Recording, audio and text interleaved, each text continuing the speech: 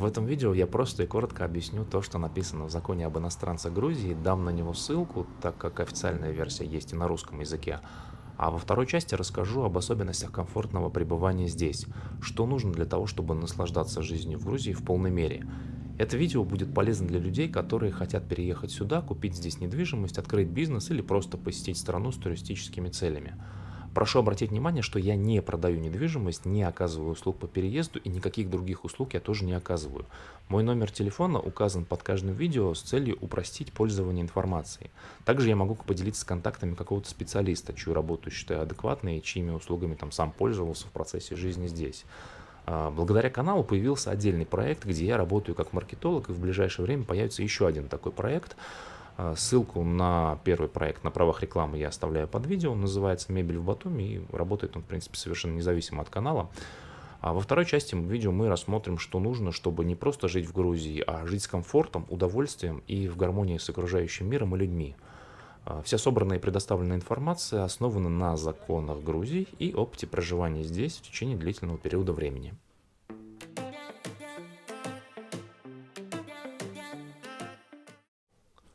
Для пересечения границы Грузии не нужна виза.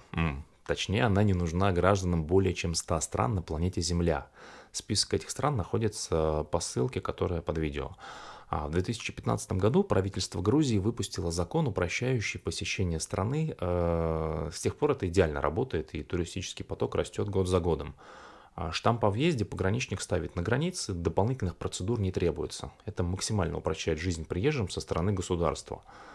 Существуют пограничные переходы в аэропортах Батуми, Тбилиси и Кутаиси. Также можно пересечь сухопутные границы с Турцией, Арменией, Россией и Азербайджаном. Сухопутную границу с Россией на Верхнем Ларсе можно пересечь на автотранспорте или на автобусе или на такси. Пешком ее пересечь нельзя, это важно знать. Из документов потребуется только проездной документ страны, гражданином которой вы являетесь, то есть заграничный паспорт. По внутреннему гражданскому паспорту пересечь границу Грузии нельзя. 60% населения планеты Земля может въезжать сюда без визы и находиться до одного полного календарного года беспрепятственно. Так написано в законе об иностранцах Грузии, статья 10, пункт 3. Ссылку на официальный источник я оставляю под этим видео, как и ссылку на список стран, кому разрешен безвизовый въезд. После того, как человек проживет в Грузии полный год и снова захочет стать здесь туристом, чтобы прожить еще один год, достаточно просто пересечь границу и тут же, развернувшись, вернуться обратно. Так можно делать бесконечно, без справок, бюрократии, смс и регистрации. Со стороны может показаться, что это какой-то проходной двор. На самом деле в Грузии хватает спецслужб, которые наблюдают за тем, кто и зачем приезжает. Просто если человек не находится в международном розыске, не совершал чего-то незаконного и не планирует что-то незаконное здесь, то логично, что его просто никто не будет трогать и что-то ему запрещать. Насколько хорошо это работает, можно понять потому, что уровень преступности здесь крайне низкий и в разы отличается от большинства соседних стран. Для этого можно посмотреть официальные источники, например, таким источником может стать сайт с глобальными индексами Numbeo. Согласно ему, Грузия в 2022 году занимает 14 место в мире по уровню преступности, слегка опережая Данию, Монако и Австрию. Ссылку на этот индекс я оставлю под видео. В Грузии можно получить вид на жительство, но для большинства бытовых вопросов этот вид не нужен. В этом плане все тоже упрощено до максимума.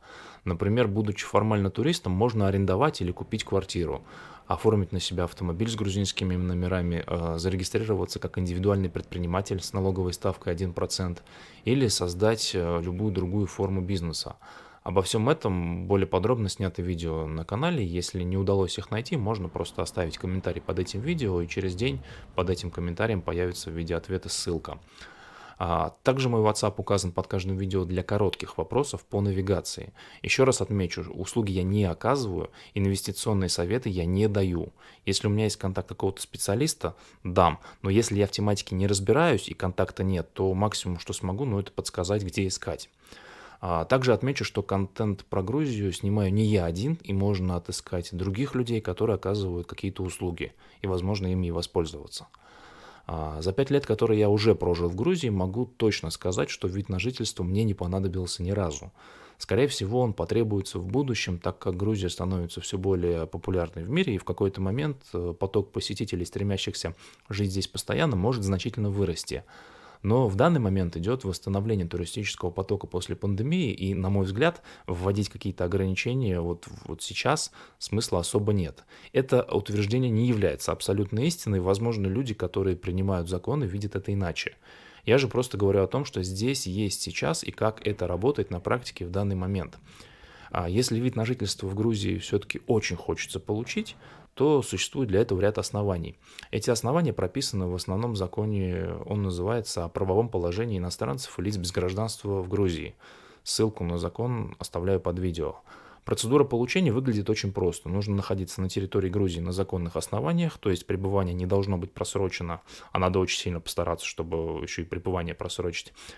Пакет документов подается в Доме юстиции. Это многофункциональный государственный орган, который оказывает услуги как иностранцам, так и жителям Грузии. То есть тут реализовано правило одного окна, где почти по всем вопросам вы приходите, по сути, в одну и ту же службу.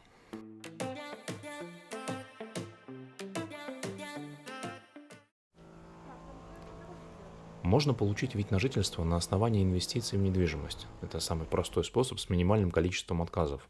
Для этого человек должен обладать недвижимостью в Грузии на сумму более 100 тысяч долларов. Раньше было 35, но поменяли на 100. И если не хватает денег, можно купить черный каркас, то есть квартиру без ремонта, и сделать ремонт под ключ. Это позволит в определенном смысле сэкономить и повысить стоимость, которую оценщик может написать в оценке недвижимости. Тут нужно понимать еще, что оценщики это не волшебники, то есть они лицензируются государством, и в тюрьме они сидеть не очень хотят. Поэтому стоимость оценки при самостоятельном ремонте недвижимости повышается не бесконечно, а, как правило, на 15-20%. Это та сумма, которую зарабатывают застройщики за свои варианты под ключ. Сравнение они обычно, оценщики делают именно с этим. После получения вида на жительство одним членом семьи это становится основанием для получения его детям и супругу или супруге. Также можно получить вид на жительство тем, кто хочет получить в Грузии образование. Кроме того, вид на жительство, естественно, дают женам и мужьям граждан Грузии. Отдельно стоит отметить, что можно получить бессрочный вид на жительство в Грузии.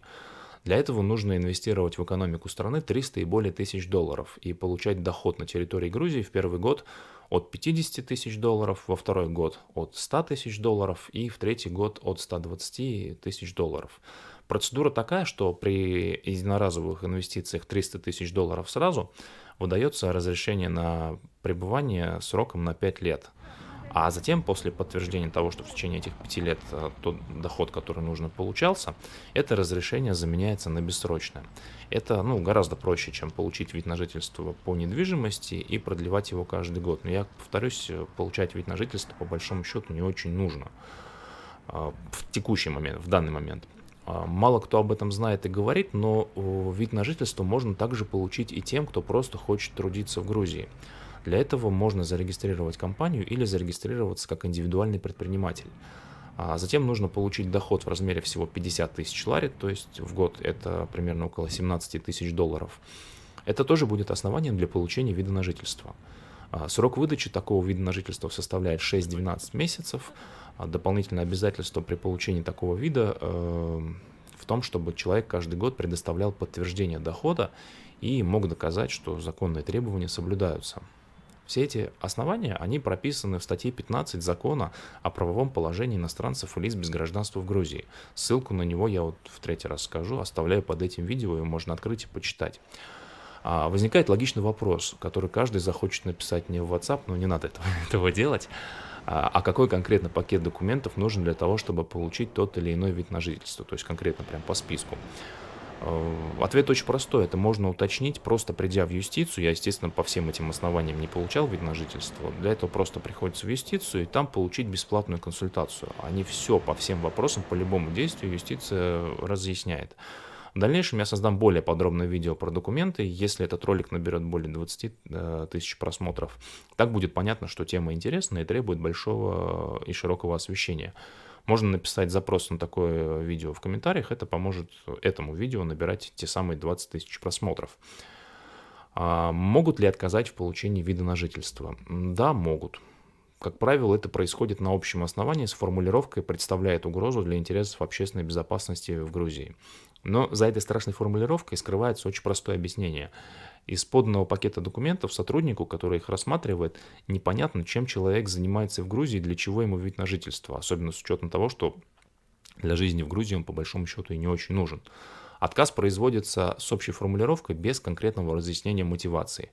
Чтобы его избежать, просто правильно нужно сформировать пакет документов и по возможности дополнить его выписками со счета или свидетельством на недвижимость или другими документами, которые имеют отношение к делу, подтверждающие, что человек там оседлый, имеющий недвижимость, имеющий там, бизнес или что-то еще.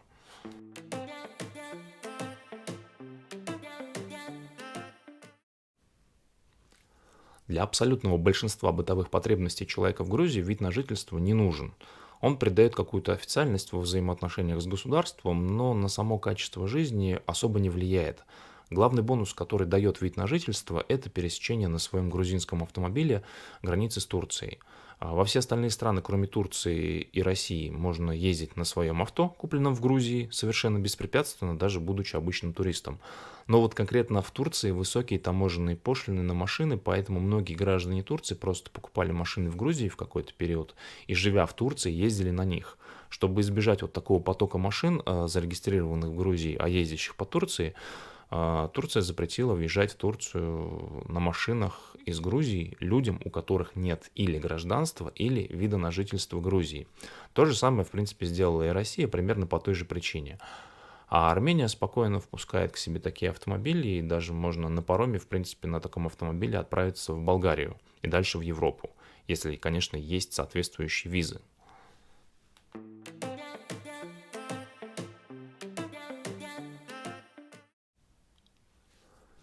Если человек хочет купить или арендовать квартиру в Грузии, ничего кроме заграничного паспорта опять же не понадобится. Но я бы советовал заручиться поддержкой адекватного специалиста при совершении подобной сделки. Договоры, которые предоставляют застройщики или арендодатели, отражают в полной мере только их интересы и видение мира. Причем это видение, кстати, не всегда соответствует законам Грузии. А часто там бывают такие обтекаемые формулировки, которые сводят любую ответственность на нет. Кроме того, агент должен обладать знаниями о рынке, истории строительства, истории застройщиков. И вообще, на мой взгляд, лучшая ошибка при сделке – это та, которую удалось избежать. Агента следует прямо спросить о размере комиссии, которую он получает после сделки, и отказаться от его услуг, если он не дает прямого ответа на этот вопрос. Хороший агент после сделки и получения комиссионных должен также компенсировать расходы покупателя и продавца на осуществление сделки, пригласить юриста и переводчика для переоформления и также компенсировать затраты на этих специалистов. Средний размер комиссии адекватного агента в Грузии их называют маклерами, кстати, составляет 2-3%. Даже за минусом всех расходов по сделке они получают приличную по меркам Грузии зарплату, поэтому не надо стесняться и задавать им вопросы о цифрах. В этом нет ничего зазорного.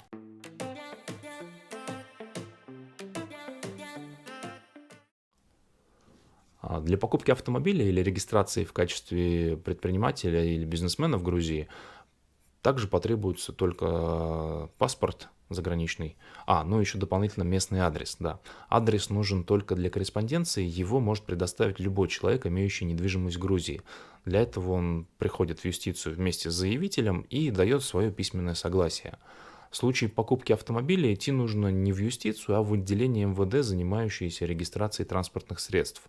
Процедура простая, не требующая особых знаний, кроме сотрудников юстиции и МВД, кроме того, сотрудники юстиции и МВД, они не препятствуют, то есть они подсказывают на месте, если что-то делаешь не так, они говорят, что сделать. Без притеснений, каких-то искусственно созданных барьеров, что очень приятно. Вообще, в целом, конечно, государственная машина в Грузии работает далеко не идеально, но идеальных государственных машин не существует. Однако ее очень важным отличием является то, что цель ее обслуживать людей и упрощать им жизнь, а не контролировать, ущемлять, запрещать или унижать. Фактически большинство вещей просто не запрещены, и это решает огромное количество проблем для человека. Для большинства людей, которые до этого не жили в Грузии, то есть это является неким культурным шоком, когнитивным диссонансом, и в первую очередь такое наблюдается у жителей других стран бывшего Советского Союза.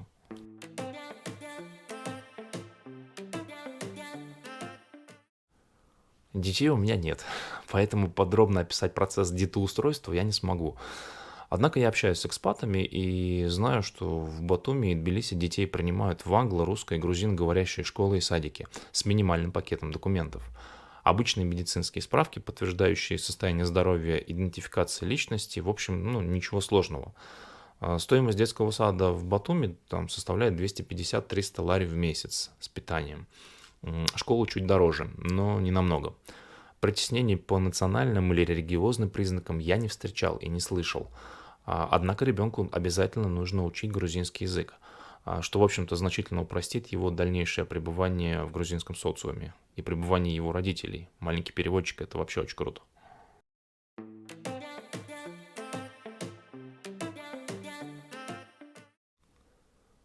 А вот тут надо внимательно. Медицинская помощь в Грузии для иностранцев платная. Об этом я уже упоминал в другом своем видео, поэтому при обращении к врачу придется или платить 60-80 лари за прием, или оформлять страховку на каждого члена семьи на год. Полная страховка обходится примерно в 200-300 долларов на человека, там включая даже экстренную помощь по зубным болям. А для ее покупки и обращения в медучреждение также, кроме документа, удостоверяющего личность, ничего не потребуется.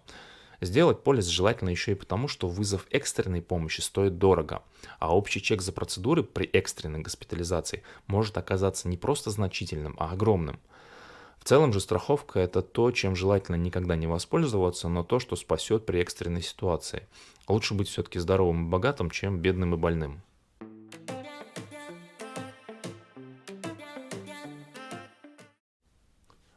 Вторая часть этого видео посвящена неофициальной части жизни в Грузии, и ее цель уточнить, как сделать жизнь здесь комфортной и успешной. Рекомендаций не очень много, но о каждой я расскажу подробно. Эта часть состоит из субъективного опыта и подкрепляется в большей степени мнением, чем официальными документами. И начнем мы, наверное, с языка. Понимание того, что учить грузинский язык нужно, появляется примерно на третий год жизни в Грузии. Но не грех это понять и раньше. Для человека, который владеет русским языком, языкового барьера в большинстве крупных городов его просто нет. То есть от Советского Союза многим людям досталась одна очень полезная функция — мета-язык, на котором представители разных стран могут разговаривать в быту. В данный момент этот язык пытаются отнять и сделать совсем, ну, своим, совсем не те силы, которым он принадлежит. Но в целом это язык Ахматовой, Цветаевой, Толстого, Гоголя, Булгакова, Достоевского, Лермонтова, Грибоедова, Менделеева и многих других не менее достойных людей. Им он принадлежит по праву за то, что они использовали исключительно в мирных целях и для создания бессмертных научных достижений и произведений искусства. Вот примерно такое отношение как бы адекватное к русскому языку. Однако государственный язык в Грузии — это грузинский. На этом языке говорили и говорят Шатар Руставели, Нодар Думбадзе, Вахтанг Кикабидзе, Георгий Данелия, Лео Бокерия, Олег Басилашвили, ну и многие другие достаточно выдающиеся люди. А для чтения официальных документов, вывесок или названий улиц знание грузинского алфавита незаменимо. Кроме того, нужно понимать, что для большинства грузинов русский язык он второй. Это означает, что они могут использовать его как инструмент, но думают и чувствуют они на грузинском. А со знанием русского языка можно стать гостем и неплохо себя чувствовать, но стать своим в Грузии без знания грузинского языка невозможно. Изначально замысловатая вязь грузинских букв кажется чем-то непостижимым и недостижимым. А чем старше ученик, тем больше занимает процесс изучения. Но по факту с хорошим преподавателем алфавит учится за месяц-два. Если полгода еще сверху потратить на изучение базового набора ключевых слов и фраз, которые помогут в коммуникации с людьми, не владеющими русским языком, таких в Грузии, кстати, тоже много, то, в принципе, базовое знание вот оно там за полгода спокойно получится. Как правило, сейчас на русском языке не говорит молодое поколение, оно чаще выбирает английский язык. И жители деревень, которым знание русского языка, оно даже при Советском Союзе было не особо нужно. Вот. Грузины положительно относятся к изучению иностранцами их языка и принимают это как взаимную дань уважения к их традициям и истории. Поэтому между учить или не учить грузинский язык я настоятельно рекомендую учить.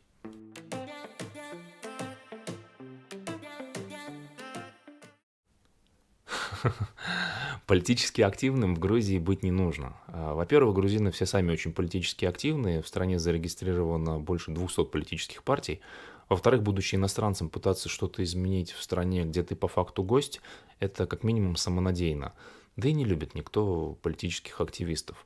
Важно понимать, что все в Грузии работает не так, как в другой стране. И если посмотреть на происходящие процессы со стороны, то вообще непонятно, как оно работает и как оно происходит. Лично я для себя сделал вывод, что мне нравится результат того, как все складывается, а именно максимальный уровень свободы, минимальный уровень преступности, простота в реализации всех потребностей и проектов, а еще природа, культура и поддержка, которую тебе готовы оказать совершенно незнакомые люди.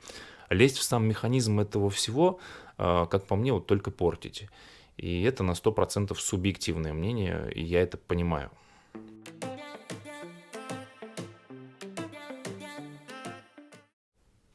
Возможно, это прозвучит немного странно, но в Грузии важно не спиться.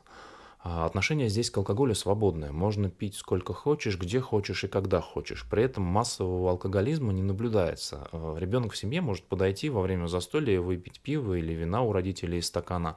Много ему не дадут, но не из страха, что он в будущем там сопьется и станет алкоголиком, а просто чтобы не отравился и не болел.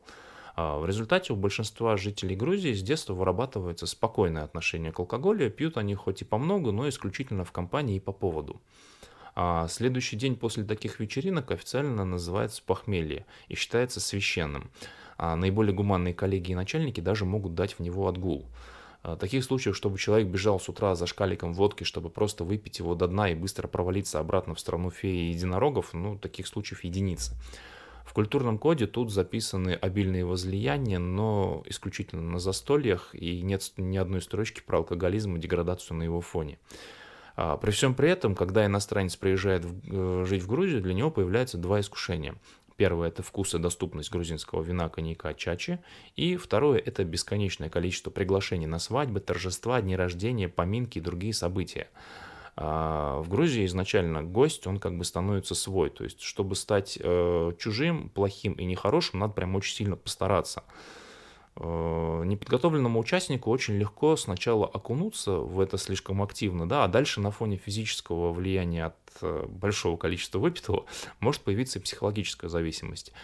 Примерно то же самое, кстати, и с марихуаной, которая в Грузии декриминализована, то есть за нее не дают сроки. Но декриминализована это означает, что ее можно курить дома и хранить в определенных количествах. Ей можно угощать, но ее нельзя покупать, продавать, складировать. Это, слава богу, все в Грузии запрещено, и за это, кстати, существуют вполне реальные тюремные сроки. И они, кстати, не маленькие.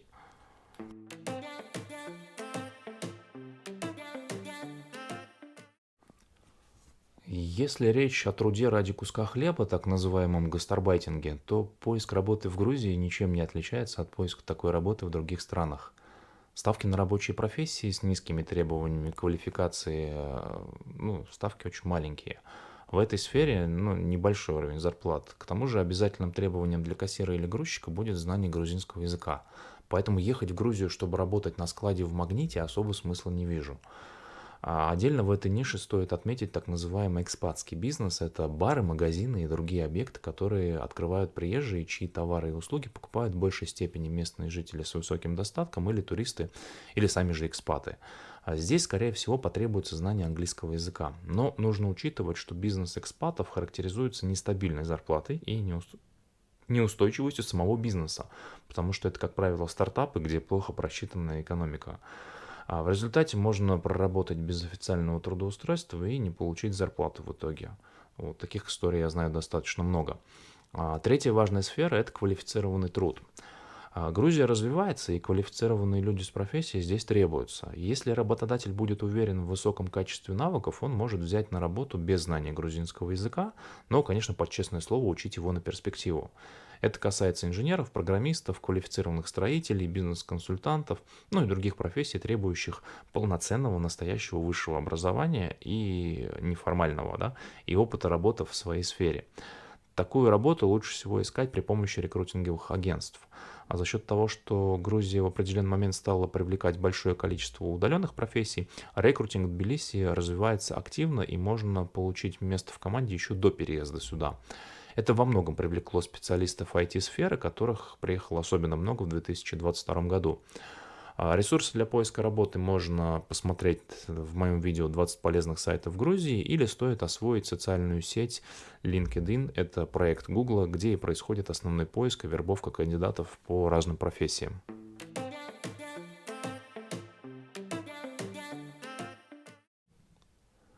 За счет того, что экспатов в Грузии становится все больше и больше, культурная жизнь в крупных городах начинает становиться более разнообразной. Например, проводятся интеллектуальные игры, где вы можете попасть в команду с абсолютно незнакомыми людьми, познакомиться и обменяться контактами. Коворкинги в Батуми и Тбилиси уже тоже больше не являются какой-то редкостью, единомышленников можно поискать и там. Периодически проходят концерты и мероприятия не только грузинских творческих коллективов, но также все чаще приезжают исполнители практически со всего света. Грузия мирная и свободная страна, и именно два этих принципа, положенных в основу государства, привлекают сюда большое количество людей. Поскольку в мероприятиях, где люди могут общаться, недостатка нет, закономерно, что и устроить свою жизнь в такой среде становится с каждым днем все легче. Единственно верного ответа на вопрос «как» здесь нет. Существуют лишь условия, в которых человек способен делать то, что ему нравится.